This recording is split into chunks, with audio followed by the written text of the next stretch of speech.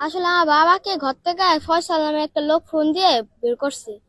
বের করার পর আবার বলছে কি আমার বাবার সাথে অল টাইম লোক থাকে, কারণ আমার বাবার সেফটির জন্য অল টাইম আব্বুর সাথে লোক থাকে 20-25 জন।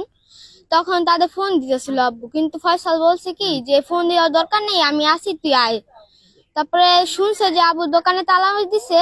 এটা শুনে তো আর আব্বুর মাথা ঠিক থাকে না, কারণ আব্বুর দোকানে আব্বুর তো পারমিশন না নিয়ে তারা তালা মারিয়া দিছে, তাই ওইখানে যা তালাটা ভাঙা বসছে।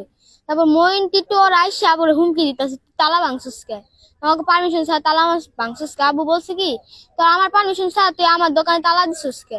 তারপরে এই কথা বলছে পরে আমার বাবাকে নিয়ে পাথর দিয়ে ছুরি দিয়ে এখানে এখানে এখানে গুলি করছে, কিভাবে নিষ্ঠুর ভাবে মারছে। ওইটাই তো আমি ওইটাই বলতে চাইতেছি সরকারকে, যে আমার এতিম বানাইছে, আমি চাই না যার কাউকে এতিম বানাওক, যে কারোর বাপ হারাওক, কারোর বোনের ভাই হারাওক, এটা আমি আর চাই না। বাংলা বুকে চাঁদাবাজরা যদি না থাকে, আমি এটাই চাই। এই যে চাঁদার জন্য যে মানুষকে খুন করে, এটা আমি আর চাই না। কালকে 10টায়, সকাল 10টায়। দেখছো হ্যাঁ।